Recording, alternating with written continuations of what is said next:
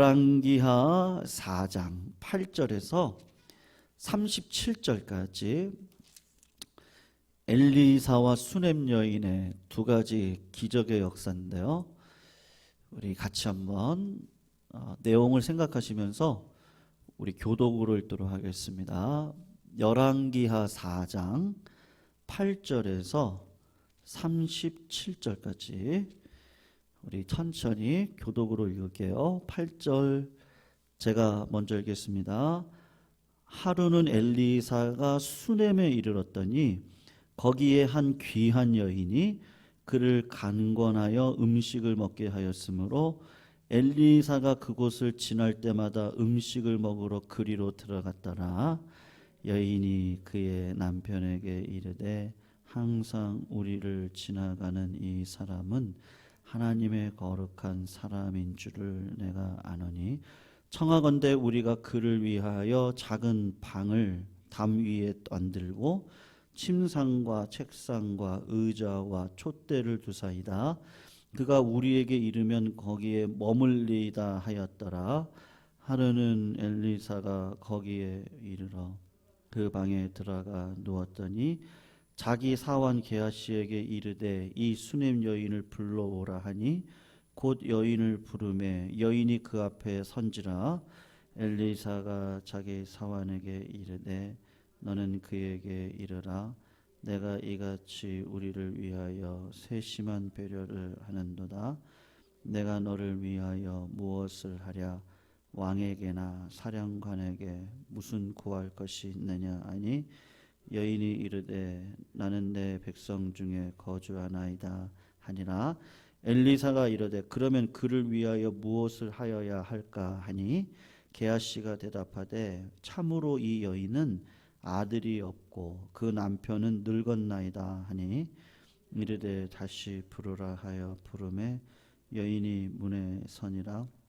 엘리사가 이르러 한 해가 지나 이때쯤에 내가 아들을 안으리라 하니 여인이 이르되 아니로소이다. 내 주 하나님의 사람이요 당신의 계집종을 속이지 마옵소서 하니라.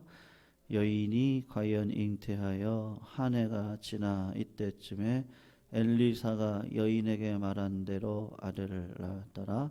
그 아이가 자라매 하루는 추수꾼들에게 나가서 그의 아버지에게 이르렀더니 그의 아버지에게 이르되 내 머리야 내 머리야 하는지라.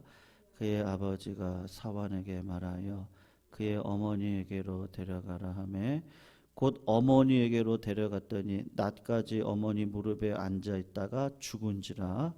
그의 어머니가 올라가서 아들을 하나님의 사람 침상 위에 두고 문을 닫고 나와 그 남편을 불러 이르되 청하건대 사환 한 명과 나귀 한 마리를 내게로 보내소서. 내가 하나님의 사람에게 달려갔다가 돌아오리이다 하니 그 남편이 이르되 초하루도 아니요 안식일도 아니거늘 그대가 오늘 어찌하여 그에게 나아가고자 하느냐 하는지라. 여인이 이르되 평안을 비나이다 하니라. 이에 나귀의 안장을 지우고 자기 사환에게 이르되 몰고 가라. 내가 말하지 아니하거든 나를 위하여 달려가기를 멈추지 말라 하고 드디어 갈멜산으로 가서 하나님의 사람에게로 나아가니라. 하나님의 사람이 멀리서 그를 보고 자기 사한 게하시에게 이르되 저기 수넴 여인이 있도다. 너는 달려가서 그를 맞아 이르기를 너는 평안하냐 내 남편이 평안하냐 아이가 평안하냐 하라 하였더니 여인이 대답하되 평안하다 하고 산에 이르러 하나님의 사람에게 나아가서 그 발을 아는지라. 게하시가 가까이 와서 그를 물리치고자 하매 하나님의 사람이 이르되 가만두라. 그의 영혼이 괴로워하지만은 여호와께서 내게 숨기시고 이르지 아니하셨도다 아니라. 여인이 이르되 내가 내줄게 아들을 구하더이까 나를 속이지 말라고 내가 말하지 아니하더이까 하니 엘리사가 게하시에게 이르되 내 허리를 묶고 내 지팡이를 손에 들고 가라. 사람을 만나거든 인사하지 말며 사람이 내게 인사할지라도 대답하지 말고 내 지팡이를 그 아이 얼굴에 넣으라 하는지라. 아이의 어머니가 이르되 여호와께서 살아계심과 당신의 영혼이 살아계심을 두고 맹세하노니 내가 당신을 떠나지 아니하리이다. 엘리사가 이에 일어나 여인을 따라가니라. 게하시가 그들보다 앞서가서 놓았으나 소리도 없고 듣지도 아니하는지라. 돌아와서 엘리사를 맞아 그에게 말하여 아이가 깨지 아니하였나이다 하니라. 32절 제가 읽습니다. 엘리사가 집에 들어가 보니 아이가 죽었는데 자기 침상에 눕혔는지라. 들어가서는 문을 닫으니 두 사람뿐이라. 엘리사가 여호와께 기도하고 아이 위에 올라 엎드려 자기 입을 그의 입에 자기 눈을 그의 눈에 자기 손을 그의 손에 대고 그의 온몸에 엎드리니라. 아이의 살이 차차 따뜻하더라. 엘리사가 내려가서 집안에서 한 번 이리저리 다니고 다시 아이 위에 올라 엎드리니 아이가 7번 재채기하고 눈을 뜨는지라. 엘리사가 게하시를 불러 저 수넴 여인을 불러오라 하니 곧 부름에 여인이 들어가니 엘리사가 이르되 내 아들을 데리고 가라 하니라. 같이 읽습니다. 여인이 들어가서 엘리야의 발 앞에서 땅에 엎드려 절하고 아들을 안고 나가니라. 아멘. 여러분 꼭 기억하셔야 될 거는요, 열왕기하 4장에는 5가지 기적이 일어나게 됩니다. 첫 번째는 우리 지난 수요일 날 살핀 것처럼 과부 선지생도의 두 아들을 팔릴 위기 가운데 하나님께서 그 집안에 기름 종자기를 부어가지고 그 기름을 팔아서 아들도 살리고 이 기근의 때들 살리는 그런 기적의 역사가 일어납니다. 그리고 두 번째, 세 번째 기적이 오늘 우리가 읽었던 이 본문에서 드러나는데, 남편도 나이가 많고 이 여자도 태가 끊어진 여자인데 남자아이를 낳는 기적. 그리고 이 아이가 일사병에 걸렸는데 그 병에 걸려서 죽었거든요. 근데 이 아이를 엘리사가 살리는 기적. 그리고 이후에 독이 든 국을 해독시키고 보리떡 20개로 100명의 사람을 먹였던 그런 기적의 역사가 기록되어져 있습니다. 여러분, 왜 하나님께서 이 기적을 우리들에게 보여주실까요? 첫 번째, 의인의 기도는 역사하는 힘이 큽니다. 믿으시기를 축원합니다.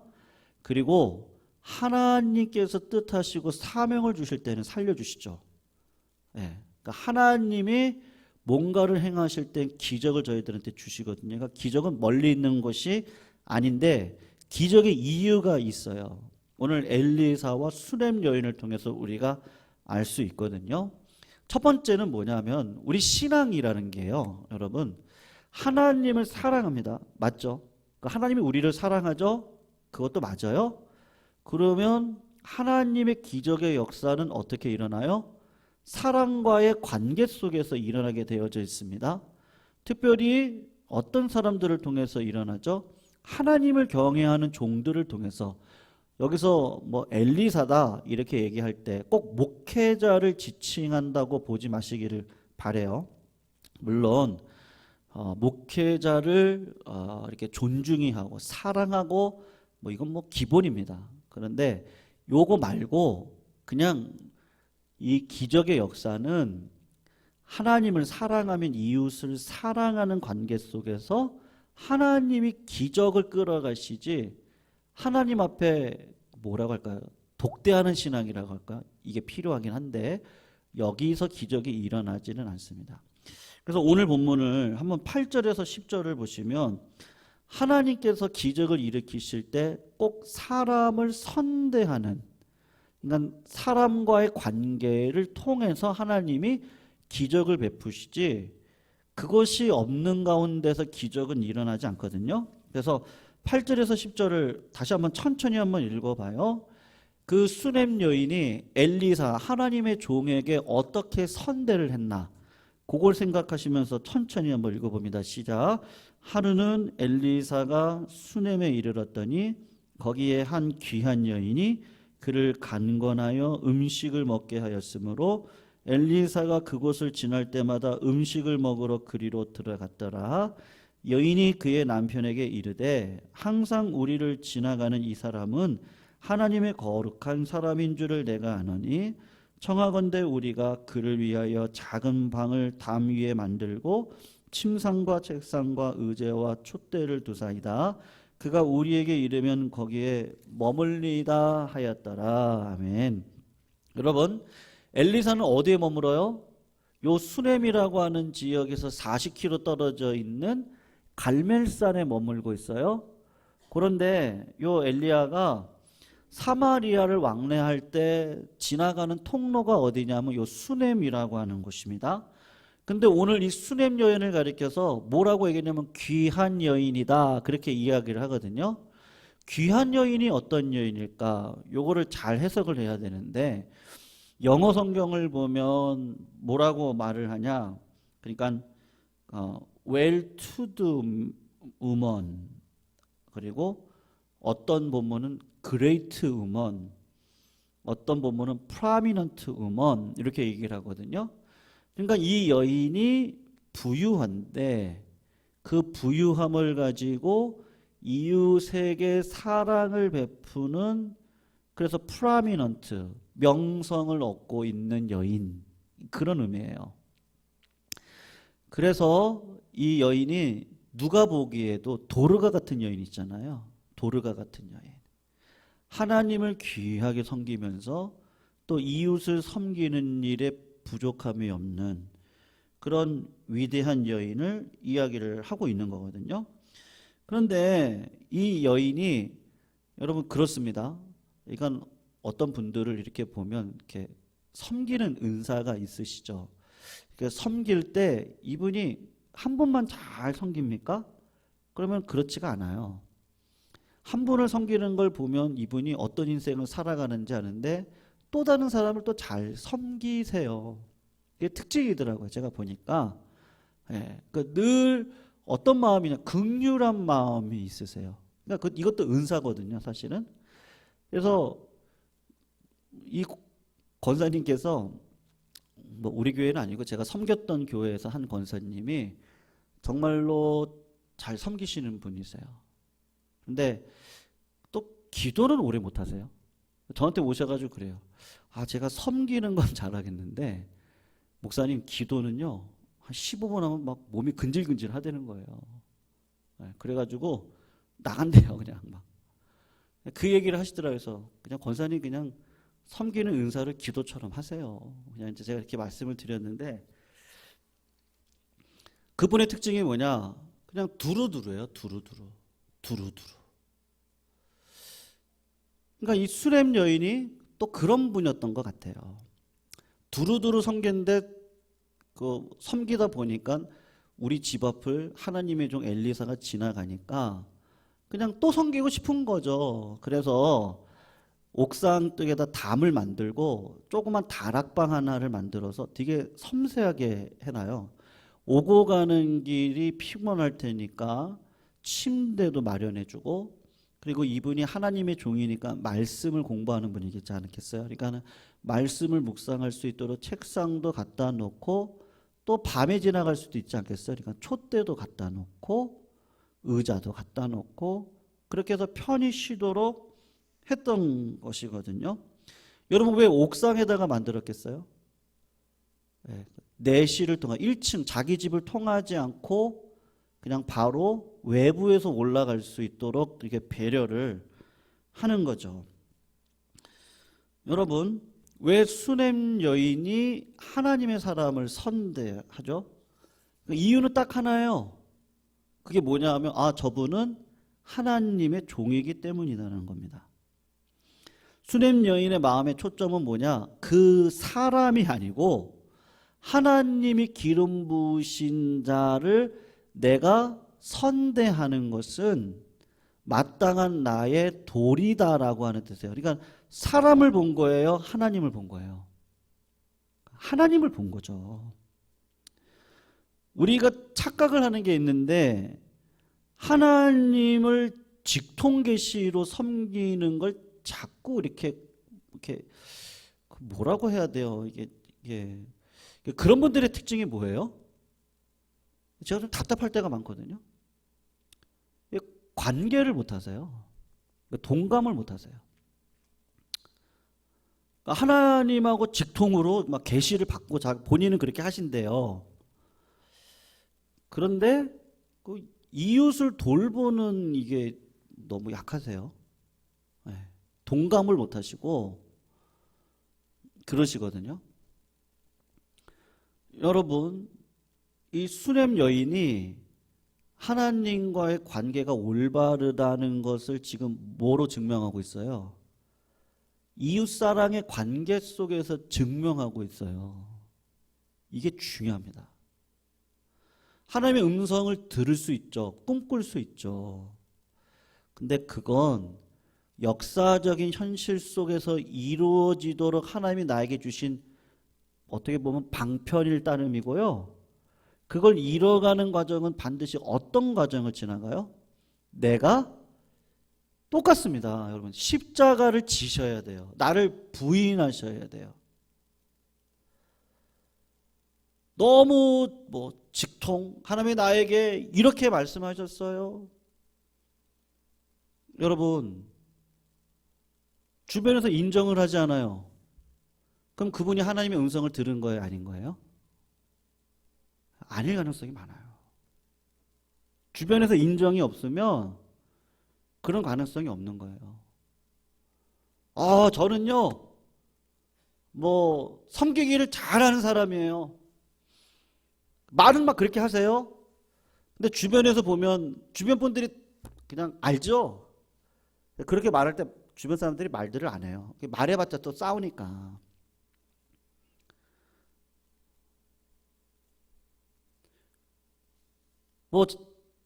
제가 이런 일을 너무 잘해요. 근데 그걸 아무리 본인이 이야기해봤자 소용없어요. 사람의 관계 속에서 그거는 누구나 압니다. 누구나 알고 있는 거거든요. 성도님들, 출애굽기 3장 8절을 보면 이스라엘 백성들이 애굽 땅에서 이게 곡소리를 내면서 하나님 우리를 좀 살려주세요. 막 그랬거든요. 그때 하나님께서 본문에 이렇게 나와요. 내가 내려가서 그들을 애굽의 손에서 건지겠다 그러셨어요. 근데 하나님은 6이에요, 0이에요? 0이죠. 하나님 안 보이시거든요. 내가 내려가서 그들을 건지시겠다고 했는데 하나님은 누구를 보내시죠? 모세를 보낸다고요. 사람을 보내서 그 사람을 통해서 역사하시도록 하는 거예요. 그러니까 여러분, 하나님의 종을 극진히 섬긴다는 거 인간적으로 생각하면 굉장히 어렵습니다. 여리고성의 라합 있죠? 정탐꾼 2명이 침투해서 들어왔어요. 그런데 이 하나님의 사람들을 라합이 어떻게 하죠? 믿음으로 반응하고 수납해서 이 사람들을 극진히 대합니다. 그리고 이 사람들의 역사를 통해 라합의 가정이 살아나죠. 그러니까 하나님의 종들을 통해서 가정의 복이 임하고 이게 이렇게 구원의 복락이 사람을 통해 들어가는 거예요. 민수기를 보세요. 모세가 있습니다. 누가 대적하죠? 고라, 다단, 아비람, 온의 일당들이 대적을 해요. 충분한 이유가 있어요. 왜냐하면 왜 이방 여인하고 결혼을 하냐? 왜 흑인 여자하고 결혼하냐? 그거 말고도 왜 하나님이 당신하고만 이야기하냐? 나하고도 이야기하고 여기하고도 다 이야기하지. 이제 그렇게 하면서 결국 마음은 뭐예요? 하나님의 종을 선대하지 않는 거죠. 하나님이 어떻게 하시죠? 하늘에서 불이 내려와 사르고 연병이 펴져서 14,700명이 죽고 결국은 누구의 기도로 연병이 사라지죠? 연병이 모세의 기도거든요. 모세의 기도. 여러분, 제가 지금 저한테 잘하세요 이렇게 지금 말씀드리는 거 아니에요. 그냥 사랑해 주세요 저요. 근데 제가 이거 오늘 본문 설교해야 되나 말아야 되나 하다가 고민은 됐는데 그래도 우리 성도들이 가르쳐야 되니까 제가 말씀드리는 거예요. 예. 이게 진짜 중요해요. 진짜 중요합니다. 수넴 여인이 엘리사를 그리고 라합이 하나님의 종 그 정탐꾼 2명을 그리고 하나님께서 모세를 통해서 역사하시듯이 사람의 종들을 통해서 역사하시는 거거든요. 그래서 여러분 우리가 누구든지입니다. 선대하셔야 됩니다. 제가 좀 그 말씀을 드리고 싶은 거예요. 선대하시고 섬기셔야 됩니다. 물론 하나님의 종들도 그 주님이 베드로에게 그러셨죠. 네가 나를 사랑하니? 베드로가 주님 사랑했어요? 진짜요? 안 사랑했죠. 주님을 통해서 이를 그 야욕을 꿈꿨던 자였죠. 주님을 바라봤던 자가 아니었어요. 그러니까 주님이 물어보는 거예요. 이제 그런 사랑 말고 진짜 사랑, 이웃 사랑, 주님이 걸어가셨던 나를 부인하고 십자가를 지는 사랑 너 사랑할 수 있겠니?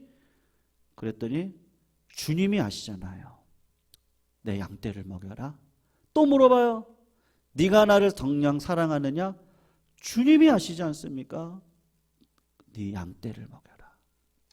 그걸 3번 반복을 하시죠. 무슨 말이에요?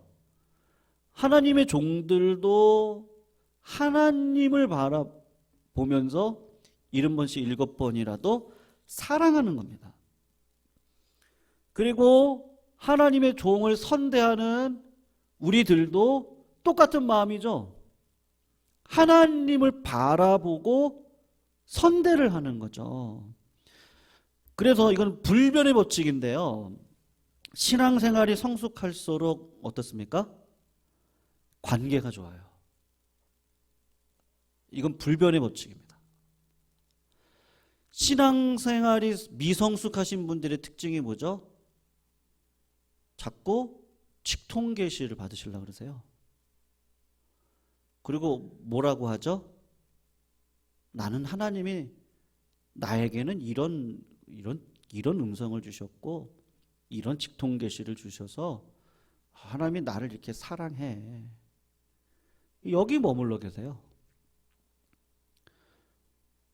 여러분 하나님이 그러신 분이에요? 하나님이 우리의 미래를 알려주시는 분이세요? 그렇지 않아요.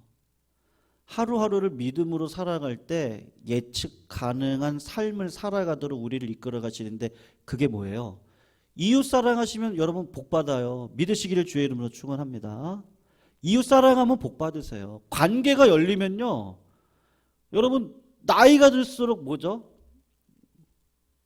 우리가 뭐 장례도 그렇고요. 결혼식도 마찬가지고요. 우리 교회 무슨 일도 마찬가지고요. 목회도 마찬가지고 직장생활도 마찬가지죠. 여러분 관계가 없이 어떻게 목회가 풀어지고 어떻게 가정의 복락이 풀어지고 그러겠어요? 모든 건 다 관계입니다. 그러니까 신앙이 성숙하면 관계를 내가 이게 지금 내 욕심이구나. 그리고 사람 마음은 다 이런 거지. 때로는 큰 상처도 있죠. 사람들 못 믿겠네. 근데 알고 보니까 내가 더 악한 모습들이 있죠. 그래서 내가 70번씩 7번이라도 용서하고 용납하고 포용 안 되죠. 그러다가도 그래도 참자 인내하자 이러고 진짜 의로운 길을 걸어가는데 그게 어디서 나타나죠? 이 관계 속에서 드러나게 돼 있거든요. 그러니까 여러분 마태복음 25장 35절 36절인데 내가 줄일 때에 너희가 먹을 걸 주었고 목마를 때 마시게 하였고 나그네 되었을 때 영접하였고 헐벗었을 때 옷을 입혔고 병들었을 때 돌보았고 옥에 갇혔을 때 와서 보았다. 이렇게 칭찬을 합니다. 여러분 이런 분들은 어떤 분이겠어요? 그냥 늘 이렇게 선대를 하시는 분들인 거죠. 그래서 그 마음이 어때요? 하나님을 바라보니까 동기가 순수하지 않겠어요? 한번 13절을 잠깐 보세요. 13절을 보시면 뭐라고 얘기하냐면 엘리사가 자기 사환에게 이르되 너는 그에게 이르라. 이 수냄 여인에게 이야기하는 거죠. 너가 이같이 우리를 위하여 세심한 배려를 했다. 내가 너를 위하여 무엇을 하랴? 왕에게나 사령관에게 무엇 구할 것이 있느냐 하니 여인이 이르되 뭐라고 얘기해요? 나는 내 백성 중에 거주합니다. 그렇게 이야기를 하고 있습니다. 무슨 말이죠? 나는 백성들하고 지금 평안히 살고 있습니다. 궁중의 권력으로부터 어떤 도움이 필요하지 않습니다. 내가 처해져 있는 상황은 지금 편안하고 좋아요. 그러니까 엘리사를 섬겼던 이유가 뭐예요? 그냥 하나님 바라보고 섬긴 거지 내가 뭘 얻어가려고 그분을 섬겼던 게 아니거든요. 하나님을 경외하는 신앙인의 특징이 뭐죠? 여러분 하나님은 이야기하세요. 우리가 절대로 늑대가 되지 말래요. 신앙생활 하다 보면 자꾸 늑대가 되려고 그래요. 그래서 자꾸 어떻게 돼요? 자꾸 싸움꾼이 돼요. 근데 하나님은 싸움꾼 되지 말고 뭐가 되려고 그래요? 양이래요 그냥. 그래서 비둘기처럼 어떻게 하라 그러죠? 순결하고 뱀처럼 지혜로우라 그러지. 하나님이 세상이 이렇게 환난을 당하고 힘드니까 너희들 늑대가 되라 그렇게 얘기하지 않고 순수한 신앙을 갖는데 여러분 사람이 너무 순수하면 이용당하잖아요. 그래서 어떻게 하라 그러죠? 지혜를 갖고 사람의 그 마음을 다 파악하고 그리고 지혜롭게 관계를 이래서 안 되고 저래서 안 되고 요래서 안 되고 그러면 옆에 남아있을 사람이 누가 있어요? 아무도 없어요. 그러니까 순수한 마음으로 지혜를 갖고 이웃을 사랑해야 된다. 여러분 그런 자에게 주님은 보상하시거든요. 선지자 엘리사가 수냄 여인의 헌신, 섬김의 은혜가 고마워서 이게 갚고자 했습니다. 여러분 선지자 엘리사도 사실은 어떤 마음이에요? 순수한 마음이죠. 순수한 마음으로 이 여자를 돕고 싶은데 이 여자의 마음이 순수하니까 엘리사가 더 돕고 싶은 마음이 생기는 거예요. 그래서 사환 게하시로부터 수냄 여인은 아들이 없고 남편은 늙었다라는 이야기가 나오니까 엘리사가 수냄 여인을 불러서 엄청난 축복을 하는데 16절 17절 같이 한번 읽어볼게요. 16, 17절 우리 같이 한번 읽어봐요. 시작. 엘리사가 이르되 한 해가 지나 이때쯤에 내가 아들을 안으리라 하니 여인이 이르되 아니로소이다. 내 주 하나님의 사람이여 당신의 계집종을 속이지 마옵소서 하니라. 여인이 과연 잉태하여 한 해가 지나 이때쯤에 엘리사가 여인에게 말한 대로 아들을 낳으니라. 아멘. 이렇게 이야기를 했어요. 아들을 낳을 것이다. 그랬더니 요 여인이 뭐라 그러죠? 계집종을 속이지 마시옵소서. 나를 흥분시키지 마시옵소서. 그런데 어떤 일이 벌어지죠? 아들을 진짜 낳습니다. 여기가 중요한 게 아니고 사실은요. 낳았던 아들이 조금 컸어요. 그리고 아버지하고 농사를 짓다가 이 중동의 햇빛이 강하잖아요. 일사병인 것 같아요. 머리가 머리 아파 이러니까 아빠가 나이 늙어서 낳은 아들이니까 얼마나 사랑스러워요. 그러니까 빨리 엄마한테 데리고 가라고 해서 종을 시켜서 데리고 갔어요. 근데 이 아기가 반나절 엄마 무릎에서 자다가 그냥 죽었단 말입니다. 그때 진짜 믿음은 여기서 드러나는 거죠. 이 여인이 진짜 믿음의 사람이었구나. 그러니까 이 여자를 통해서 하나님은 기적을 베푸시는 걸 주저하지 않겠구나. 그게 여기서 나타나는데 이 여인이 했던 일이 뭐예요? 뭐죠? 예. 그냥 막 울며 불며 그렇게 한 게 아니에요. 막 울거나 막 하나님 어떻게 이러실 수 있어요? 이러지 않았어요. 남편을 불러다가 남편 그냥 막 잡고 바짓가랑 잡고 막 울고 그러지 않았어요. 어떻게 하죠, 이 여자가? 자기 아이를요, 엘리사가 누워있던 침대 위에다가 올려놓고, 그리고 종과 나귀 한 마리를 가지고 나아갈 때 갈멜산으로 나아가는데 남편이 물어봐요. 도대체 안식일도 아닌데 초하루도 아닌데 왜 엘리사에게 가느냐? 뭐 때문에 가는 거냐? 이 여자가 뭐라 그러죠? 군말하지 않고 평안입니다. 그러고는 간단 말입니다. 아브라함의 신앙하고 비슷해요. 하나님이 그 아들을 바치라 그랬어요. 그랬더니 이 아브라함이 어떻게 하죠? 아침 일찍 일어나서, 여러분 사라한테 이야기하지 않아요. 사라한테 이런 이야기하면서 내가 오늘은 내 아들 죽일 거야. 하나님이 제물로 바치래. 그러면 여자가 어떻게 하겠어요? 어떻게 난 아들인데 당신이 지금 뭐 하려고 하는 거야? 그게 믿음이냐고 멱살 잡고 그냥 싸우겠죠. 그러니까 이렇게 하다가는 죽도 밥도 안 되니까 아브라함이 아침 일찍 일어나서 사라한테 얘기도 하지 않고 그냥 하나님이 약속한 모리아 산을 향해서 달려가는 거예요. 왜요? 부활 신앙이 있기 때문이죠. 내 아들 하나님이 주셨으니 주신 자도 하나님, 걷어가신 자도 하나님, 걷어가시지만 살려주실 자도 하나님. 왜요? 하나님이 이 아들을 통해서 믿음의 계대를 이어가겠다고 약속해 주셨거든요. 하나님이 죽이라고 하면 부활시키시겠죠.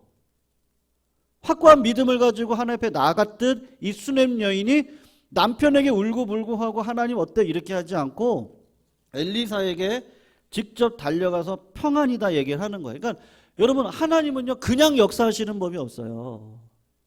우리가 믿음의 행위, 결국은 하나님 사랑, 이웃 사랑인데, 하나님을 내가 사랑하면 그 사랑의 마음을 갖고 하나님 앞에 묻죠. 그럼 하나님이 나에게 분명한 뜻을 보여주시죠. 그 뜻은 결국 뭐예요? 이웃 사랑이거든요. 누구든지 선대하고, 누구든지 평안을 이루고, 누구든지 기쁨 가운데. 여러분, 이게 쉽습니까? 어렵죠.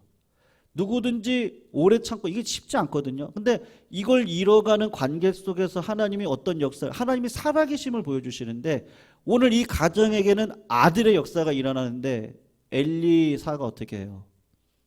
입과 입을 맞대고 코와 코를, 눈을 맞대고 아이 위에 똑바로 누워서 2번을 하고 나니까 이 아이가 7번 재채기하고 살아납니다. 기적은 언제 일어나요? 말씀이 떨어질 때죠. 이 말씀이 떨어져서 이대로 될 걸 알아요. 근데 그 가운데 고난이 있고 환란이 있고 어려움이 있어요. 그럴 때 이 수넴 여자의 믿음, 아브라함의 믿음, 내 귀에 들린 대로 하는데 원망과 불평의 자리에 있기보다도 그냥 하나님 앞에 달려가세요. 달려가셔서 하나님 앞에 묻고 기도하는 거죠. 하나님, 제가 언제 왕 되고 싶다 그랬어요? 하나님, 제가 언제 이 사명 갖고 붙들고 살아가겠다고 하겠어요? 우리도 똑같죠. 하나님 우리에게 주시는 사명이에요. 어떤 분에게는 뭐 기도의 은사가 있겠고, 어떤 분은 아까 제가 말씀드린 것처럼 그 권사님처럼 섬김의 은사가 있겠고. 아니, 왜 맨날 저만 이렇게 해요? 그런 원망이 아니라 하나님께 나아가셔서 나에게 주신 사명, 그걸 붙들고 기도하고 나아가면요, 하나님은 내 삶 속에 오늘 본문과 같이 기적의 역사를 일으켜 주실 줄로 믿습니다. 왜 그래요? 말씀을 떨어뜨려 주신 분이 누구예요? 하나님이시죠. 하나님은 이 가정을 살리겠다고 엘리사를 보내서 떨어뜨려 주셨어요. 기회를 샀죠. 수넴 여인이 똑같습니다. 우리 삶에도 반드시 말씀으로 떨어뜨리시는 그 기적의 은혜가 있거든요. 이건 하나님이 하실 거예요. 그러니까 우리는 어떠한 상황 가운데서도 아무것도 염려하지 말고 오직 모든 일에 기도와 간구로 너의 구할 걸 감사함으로 하나님 앞에 아뢰라. 그러면 그리스도 예수 안에서 하나님의 평안이 너 생각을 지켜주실 건데, 이 생각이 진짜 중요하죠. 내가 생각을 어떻게 하느냐에 따라서 하나님이 역사하실 수도 있고 안 하실 수도 있습니다. 성도님들, 어떤 상황에서도 믿음 붙들고 살아가시기를 주의 이름으로 축원합니다. 어떤 시험이 오더라도 예수님처럼 말씀의 칼로 이겨내시기를 축원합니다. 우리 찬양 부를게요. 342장입니다. 너 시험을 당해. 342장. 우리 이 찬양 부르시고 말씀 붙들고 함께 기도하시고 제가 기도하고 주기도문 하고 마치겠습니다.